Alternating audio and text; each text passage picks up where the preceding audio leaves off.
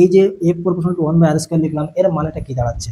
আর অর্থাৎ দূরত্ব যদি বৃদ্ধি পায় তাহলে আকর্ষণ বলটা কি হবে? কম হবে। এবং দূরত্ব যদি হ্রাস পায় তাহলে আকর্ষণ বলটা কি হবে? বেশি হবে।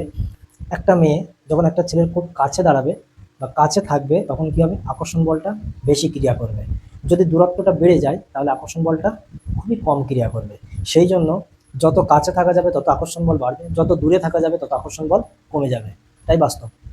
আজ শুরু করছি মাধ্যমিক 2027 চলতড়িৎ চ্যাপ্টারের পার্ট 1 ভিডিও। এই চলতড়িৎ চ্যাপ্টার থেকে মাধ্যমিকের সমস্ত প্রশ্নের উত্তর লিখতে হলে ভিডিওগুলি অবশ্যই শেষ পর্যন্ত দেখতে হবে। তাই সবাইকে ভিডিওগুলি শেষ পর্যন্ত দেখার অনুরোধ জানালাম। এই পার্ট 1 ভিডিওতে 1 নম্বর প্রশ্ন দিয়ে যে প্রশ্নটা দেওয়া আছে সেটি হলো স্থির তড়িৎ কাকে বলে, এবং একই সঙ্গে দেওয়া আছে কি চলতড়িৎ কাকে বলে। স্থির তড়িৎ কাকে বলে? যে তড়িৎ উৎপত্তি স্থলে স্থির অবস্থায় থাকে তাকে বলা হয় কি? স্থির তড়িৎ। এবং চলতড়িৎ কাকে বলে? যে তড়িৎ উৎপত্তি স্থল থেকে প্রবাহিত হতে পারে তাকে বলা হয় কি? চলতড়িৎ। স্থির তড়িতের উদাহরণটা কি হবে? যেরকম আমরা কি করি, শীতকালে প্লাস্টিকের চিরুনি দিয়ে যদি মাথা আঁচড়ানোর পরে ছোট ছোট কাগজের টুকরোর পাশে নিয়ে যাওয়া যায় তাহলে কি হবে? কাগজের টুকরোগুলিকে আকর্ষণ করবে। তার মানে কি, এই চুলের সঙ্গে প্লাস্টিকের অর্থাৎ চিরুনির ঘর্ষণের ফলে ওখানে একটা স্থির তড়িৎ সৃষ্টি হচ্ছে। সেই স্থির তড়িৎ এক জায়গায় স্থির থাকে বলে কাগজের টুকরোগুলিকে আকর্ষণ করে। চলতড়িৎ কাকে বলে? তাহলে যে তড়িৎ এক জায়গা থেকে অন্য জায়গায় প্রবাহিত হতে পারে তাকে বলা হয় কি? চলতড়িৎ। যেরকম ইলেকট্রিসিটিটা কি হয়? এক জায়গা থেকে অন্য জায়গায় প্রবাহিত হতে পারে। সেই জন্য এখানে কি লেখা আছে? স্থির তড়িৎ কাকে বলে? যে তড়িৎ উৎপত্তি স্থলে স্থির অবস্থায় থাকে তাকে স্থির তড়িৎ বলে। চলতড়িৎ কাকে বলে? যে তড়িৎ উৎপত্তি স্থল থেকে অন্যত্র প্রবাহিত হয় তাদেরকে বলা হয় কি? চলতড়িৎ। এরপরে যে প্রশ্নটা 2 দাগ দিয়ে দেওয়া আছে সেটি হলো স্থির তড়িতের মূল সূত্রগুলি লেখো। স্থির তড়িতের মূল সূত্র কি? সমজাতীয় তড়িতাধান পরস্পরকে বিকর্ষণ করে এবং বিপরীত জাতীয় তড়িতাধান পরস্পরকে আকর্ষণ করে। সমজাতীয় মানে কি? দুটি পজিটিভ তড়িতাধান পরস্পরকে কি করবে? বিকর্ষণ করবে। এবং যদি একটা মাইনাস একটা প্লাস হয় অর্থাৎ বিপরীত জাতীয় তড়িতাধান হয় তাহলে কি করবে? পরস্পরকে আকর্ষণ করবে। দেখো এখানে একটা বাস্তব উদাহরণ দিলে বোঝা যাবে। একটা ছেলে একটা ছেলেকে কি করবে? সবসময় বিকর্ষণ করবে। কিন্তু একটা ছেলে একটা মেয়েকে সবসময় কি করবে? আকর্ষণ করবে। তাহলে এই উদাহরণটাই মনে রাখবে, তাহলে হয়ে যাবে স্থির তড়িতের মূল সূত্র। তাহলে উদাহরণটা আরও একবার বলে দিচ্ছি। একটা ছেলে একটা ছেলেকে সবসময় বিকর্ষণ করবে, বা একটা মেয়ে একটা মেয়েকে সবসময় বিকর্ষণ করবে। মানে কি? ওদের মধ্যে ঝগড়া হবে, কিন্তু একটা ছেলে এবং একটা মেয়ে কখনোই অত সহজে ঝগড়া বাঁধাবে না। ওরা কি হবে? সব থেকে কাছের মানুষ, অর্থাৎ ওখানে আকর্ষণ হবে। অর্থাৎ বিপরীত জাতীয় বলেই আকর্ষণ। যে প্রশ্নটা দেওয়া আছে সেটি হলো কুলম্বের সূত্রটি লেখো এবং ইহার গাণিতিক রূপ দাও। খুব ইন্টারেস্টিং প্রশ্ন, এবং এই প্রশ্নটা কিন্তু মাধ্যমিক 2027-এর জন্য খুবই গুরুত্বপূর্ণ প্রশ্ন। দেখো, আমরা সচরাচর একটা কথা জানি, সেটা হচ্ছে মেয়েদের শত্রু মেয়েরাই হয়। এই কথাটা আমরা প্রায় শুনি, কিন্তু কিভাবে হয় সেটার বাস্তবটা এখানে বলে দিচ্ছি, দেখে নাও। কুলম্বের সূত্রটা কি ছিল? দুটি স্থির বিন্দু তড়িৎ আধানের মধ্যে আকর্ষণ অথবা বিকর্ষণ বলের মান আধান দুটির গুণফলের সমানুপাতিক এবং এদের মধ্যবর্তী দূরত্বের বর্গের ব্যস্তানুপাতিক। তাহলে দেখো এখানে কি বলছে? দুটি স্থির বিন্দু তড়িতাধান। তাহলে আমি একটা Q1 নিয়ে নিলাম আর একটা Q2 নিয়ে নিলাম। এই দুটি স্থির বিন্দু তড়িতাধান, এদের মধ্যে কি বলছে? আকর্ষণ অথবা বিকর্ষণ বলের মান। এই আধান দুটির মধ্যে কখনো কখনো বিকর্ষণ বল ক্রিয়া করবে, কখনো কখনো আকর্ষণ বল ক্রিয়া করবে। কখন বিকর্ষণ বল ক্রিয়া করবে? যখন আধান দুটি পজিটিভ হবে অথবা আধান দুটি নেগেটিভ হবে।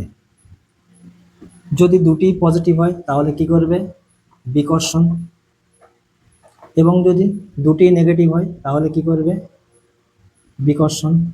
কিন্তু যদি একটা পজিটিভ হয় আর একটা নেগেটিভ হয় তাহলে এদের মধ্যে কি কাজ করবে?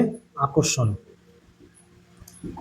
সেই জন্যই আমরা বলি কি, যে মেয়েদের শত্রু মেয়েরাই হয়। দুটি মেয়ে কখনোই পরস্পরকে আকর্ষণ করবে না, পরস্পরকে সবসময় বিকর্ষণ করবে। অথবা দুটি ছেলে সবসময় পরস্পরকে বিকর্ষণ করবে। কিন্তু যদি একটা ছেলে হয় আর একটা মেয়ে হয়, জীবনেও বিকর্ষণ করবে না, সবসময় চাবে কি? কাছাকাছি আসতে, অর্থাৎ আকর্ষণ করবে। সেই জন্যই সচরাচর এই কথাটা বলে। এবং কুলম্বের সূত্রে সেই একই জিনিস লেখা আছে, দুটি স্থির বিন্দু তড়িৎ আধানের মধ্যে আকর্ষণ বা বিকর্ষণ বলের মান। তাহলে হয় আকর্ষণ করবে না হয়তো বিকর্ষণ করবে।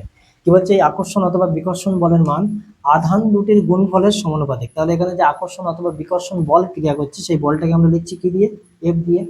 এফ প্রপোর্শনাল টু কি হচ্ছে, Q1 Q2, এবং তারপরে কি বলছে, এদের মধ্যবর্তী দূরত্ব মানে কি, আমি ধরে নিচ্ছি এই Q1 থেকে Q2 এই দূরত্বটা আর এদের মধ্যবর্তী দূরত্বের বর্গ বললো বলে আমি R² করে দিলাম, এবং ব্যস্তানুপাতিক বলে সেটাকে কি করছি 1/, লিখে দিচ্ছে। তাহলে 1/, F প্রপোর্শনাল টু 1/, R²।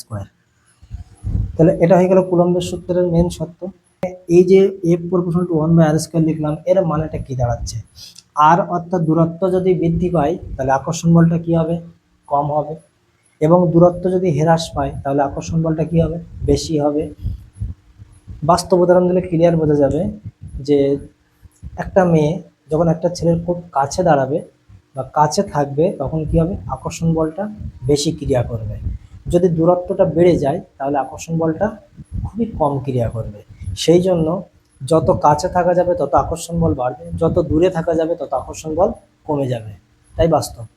এবারে কি আছে, কুলম্বের সূত্রের গাণিতিক রূপ কি, ধরে নিচ্ছি যে Q1 এবং Q2 এই বিন্দু তড়িতাদান দুটি পরস্পর আর দূরত্বে অবস্থান করলো। তাহলে প্রথম সূত্র অনুযায়ী আমরা লিখতে পারি কি, তড়িতাদান দুটির মধ্যে আকর্ষণ অথবা বিকর্ষণ বলের মান আধান দুটির গুণফলের সমানুপাতিক, অর্থাৎ Q1 Q2 এর সঙ্গে সমানুপাতিক হবে। এবং দ্বিতীয় সূত্র কি বলছে, দূরত্বের, অর্থাৎ F প্রপোর্শনাল টু 1/, কি হবে, R², দূরত্বের বর্গের ব্যস্তানুপাতিক। তাহলে দেখো এই 1 নম্বর এবং 2 নম্বর সত্যকে যদি আমরা যৌগিক ভেদের উপপাদ্য অনুযায়ী লিখতে যাই তাহলে কিরকম লিখতে পারবো, তার মানে কি করবো, অ্যাকচুয়ালি এই 2 নম্বর সমীকরণটা 1 নম্বর সমীকরণের ঘাড়ে চাপিয়ে দেবো। তাহলে কি হবে, F proportional to Q1 Q2 by R²। এখান থেকে আমরা কি লিখতে পারি, F ইকুয়াল টু, এই ভেরিয়েস চিহ্নটা তোলার জন্য কি করব, একটা সমান চিহ্ন দেবো এবং একটা ধ্রুবক গুণ করবো। এটাই সত্য যে সমানুপাতের চিহ্ন তুলতে গেলে অবশ্যই একটা সমান চিহ্ন দিতে হবে এবং একটা ধ্রুবক গুণ করতে হবে। সেই ধ্রুবকটা আমি লিখে দিলাম কি, কে into Q1 Q2 by R²। এই কেটাকে, এই যে কে লিখলাম, কে জিনিসটা কি সেটা আমাকে উল্লেখ করে দিতে হবে। কে একটি অশূন্য ভেদ ধ্রুবক। এটাই হয়ে গেল আমার কুলম্বের সূত্রের গাণিতিক রূপ। 4 দাগ দিয়ে যে প্রশ্নটা দেওয়া আছে সেটি হলো, সিজিএস ও এসআই পদ্ধতিতে তড়িৎ আধানের এককের নাম লেখো। তাহলে সিজিএস পদ্ধতিতে তড়িৎ আধানের এককের নাম হচ্ছে স্ট্যাট কুলম, এবং এসআই পদ্ধতিতে তড়িৎ আধানের এককের নাম কি, কুলম। 5 দাগ দিয়ে যে প্রশ্নটা দেওয়া আছে সেটি হলো, এক স্ট্যাট কুলম কাকে বলে। খুবই সহজ প্রশ্ন, আমরা যেরকম ঘুমিয়ে স্বপ্ন দেখে এরকম স্বপ্ন দেখতে দেখতে এই প্রশ্নের উত্তর লিখে দেওয়া যাবে। এই প্রশ্নের ভিতরে কিছুই নেই। স্ট্যাট কুলম কাকে বলে, তার জন্য আমাকে যেতে হবে কোথায়, কুলম্বের সূত্রে। কুলম্বের সূত্রের গাণিতিক রূপে আমরা কি শিখেছি, F সমান K into Q1 Q2 by R²। এবারে দেখো আমরা এবার এখানে একটু স্বপ্ন দেখব। স্বপ্ন দেখলে কি হবে, ধরে নিচ্ছি যে Q1 সমান Q2 সমান 1 এবং R সমান আমি ধরতে পারি 1 সেন্টিমিটার। কেন সেন্টিমিটার লিখলাম, কারণ আমি যে স্ট্যাট কুলমের সংজ্ঞা দিচ্ছি এই স্ট্যাট কুলমটা হচ্ছে সিজিএস পদ্ধতিতে তড়িৎ আধানের একক। তাহলে এখানে আরটাও হবে কি, সিজিএস। সেই জন্য সিজিএস পদ্ধতিতে আর মানে কি, দৈর্ঘ্যের এককের নাম কি, সেন্টিমিটার, তাই এখানে লিখলাম সেমি। তাহলে স্বপ্নে যদি আমি দেখি যে Q1 এবং Q2 এর মান 1, আর এর মান 1, এবং আরও একটা জিনিস কি, সিজিএস পদ্ধতিতে কে এর মান হয় কত, 1। তাহলে এই মানগুলো যদি এখানে আমি বসিয়ে দিই তাহলে কি পাবো, অতএব এফ সমান পাবো, কে এর পরিবর্তে লিখতে পাচ্ছি কত, 1, Q1 কত 1, Q2 কত 1, আর কত 1। তাহলে এফ সমান এখানে কি হচ্ছে 1। লেফ মানে কি, বল। বলের সিজিএস পদ্ধতিতে এককের নাম কি, সিজিএস পদ্ধতিতে বলের এককের নাম হচ্ছে ডাইন। তাহলে আমার এফ সমান কত হয়ে যাচ্ছে, 1 ডাইন। এবারে দেখো সংজ্ঞাটা কিভাবে দিচ্ছি, এই যে Q1 এবং Q2 এদের দুজনের মান কত আছে, 1 আছে। তাহলে দুটি সমমানের, এই Q1 তড়িৎ-আধান এবং Q2 তড়িৎ-আধান, এই দুটি তড়িৎ-আধানের মান কত, 1, তাহলে সমান মানের আছে। সেই জন্য আমরা বলতে পারছি কি, দুটি সমমানের, সমজাতীয়। সমজাতীয় কেন বললাম, কারণ Q1টাও কি পজিটিভ মান, Q2টাও কি পজিটিভ মান। সেই জন্য বলছি কি দুটি সমমানের সমজাতীয়। আবার একবার বলে দিচ্ছি যে কিউ ওয়ানটাও কি আছে পজিটিভ, কিউ টুটাও কি আছে পজিটিভ আছে, এবং দুজনের মান কত আছে 1 আছে। সংজ্ঞা অনুযায়ী আমরা এবার বলতে পারি কি দুটি সমমানের সমজাতীয়। সমজাতীয় কেন হচ্ছে, দুটি পজিটিভ আছে। সমমানের সমজাতীয় তড়িতাদান পরস্পর 1 সেন্টিমিটার দূরত্বে অবস্থান করলে আধান দুটির মধ্যে এক ডাইন বলে বিকর্ষণ হয়। কেন বিকর্ষণ হয়, যেহেতু দুটি সমজাতীয়, দুটি পজিটিভ, সেই জন্য কি হচ্ছে বিকর্ষণ হচ্ছে। আমি যদি এখানে Q one equal to Q two equal to 1 নিতাম, একটা প্লাস আর একটা মাইনাস লিখতাম, সেক্ষেত্রে আমি সংখ্যাটা কীরকম বলতাম যে দুটি সমমানের বিপরীত জাতীয় তড়িতাধান পরস্পর 1 সেন্টিমিটার দূরত্বে অবস্থান করলে আধান দুটির মধ্যে এক ডাইন বলে এবার কি করবে আকর্ষণ করবে। এই আধান দুটির প্রত্যেকটাকে বলা হবে এক ইএসি। লেখাটা আমরা কিভাবে লিখব, লেখাটা লেখার সময় আমরা এইভাবে লিখব কি শূন্য মাধ্যমে বা বায়ু মাধ্যমে, শূন্য মাধ্যমে বা বায়ু মাধ্যমে দুটি সমমানের সমজাতীয় বিন্দু আধান পরস্পর 1 সেন্টিমিটার দূরত্বে অবস্থান করলে আধান দুটির মধ্যে এক ডাইন বলে বিকর্ষণ হয়। এই আধান দুটির প্রত্যেকটাকে বলা হবে কি এক ইএসি। এই পড়াটা জাস্ট স্বপ্নের মাধ্যমে পড়ে নেব, একবার স্বপ্ন দেখবো লেখা হয়ে যাচ্ছে, এর জন্য কোনো রকম মুখস্থ করার দরকারই নেই। স্বপ্নটা দেখার সময় কিউ ওয়ান কিউ টু সমান 1, তাহলে দুটি সমমানের সমজাতীয় বিন্দু আধান পরস্পর 1 সেন্টিমিটার দূরত্বে অবস্থান করলে আধান দুটির মধ্যে এক ডাইন বলে বিকর্ষণ হয়। এই আধান দুটির প্রত্যেকটাকে বলা হয় কি এক ইএসি। 6 দাগ দিয়ে যে প্রশ্নটা দেওয়া আছে সেটি হলো 1 কুলম কাকে বলে। আগের বার যেটা করলাম এক ইএসিও কাকে বলে, এবার হচ্ছে 1 কুলম কাকে বলে। সেম কোশ্চেন, কিন্তু শুধুমাত্র কালার চেঞ্জ আছে। তাহলে দেখো যে 5 দাগটা পারবে সে 6 দাগ অনায়াসে পারবে। তাহলে 6 দাগের ক্ষেত্রে 1 কুলম কাকে বলে তার জন্য আবারও কি করব স্বপ্ন দেখব। স্বপ্নটা কি নিয়ে দেখবো, কুলম্বের সূত্রের গাণিতিক রূপ এফ সমান K into Q one Q two by R square, এটা লিখে নিলাম। এটা লেখার পরে আমরা স্বপ্নে কি দেখব, কিউ ওয়ান সমান কিউ টু সমান কত 1, আর সমান 1 মিটার।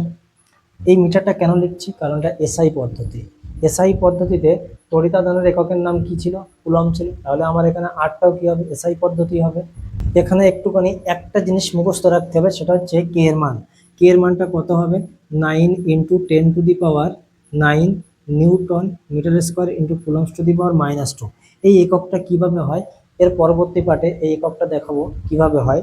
জাস্ট এই ক্ষেত্রে একটু মুখস্থ রেখে দেবো কে এর মানটা কত 9 × 10⁻9 newton metre square into coulombs to the power -2। এবারে দেখো এই মানগুলো যদি আমি এই সমীকরণে বসিয়ে দেই তাহলে কি হবে, এফ সমান আমি লিখতে পারি কি কে এর পরিবর্তে 9 × 10⁻9 ইন্টু এই কিউ ওয়ান কিউ টু এর জায়গায় কত লিখছি 1 ইন্টু 1 বাই আর এর জায়গায় আমি লিখলাম কত 1। তাহলে এখানে এফ সমান কি দাঁড়াচ্ছে 9 × 10⁻9। এই এফ মানে কি বল, তাহলে বলের সিজিএস পদ্ধতিতে একক ছিল কি ডাইন, এসআই পদ্ধতিতে এককের নাম কি হবে নিউটন। তাহলে এফ সমান হচ্ছে 9 × 10⁻9 নিউটন।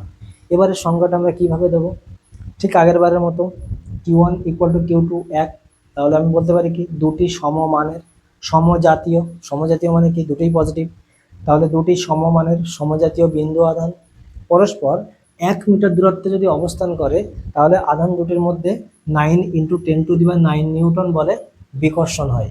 এই আধান দুটির প্রত্যেকটাকে বলা হবে কি 1 কুলম। সেই জিনিসটা এখানে লেখা আছে, যেটা আমি এখানে স্বপ্নে বলছি সেটাই কিন্তু এখানে বাস্তবে লেখা আছে। শূন্য মাধ্যমে বা বায়ু মাধ্যমে দুটি সমমানের সমজাতীয় বিন্দু আধান পরস্পর 1 মিটার দূরত্বে অবস্থান করলে আধান দুটির মধ্যে 9 × 10⁻9 নিউটন বলে বিকর্ষণ হয়। এই আধান দুটির প্রত্যেকটাকে বলা হবে কি 1 কুলম।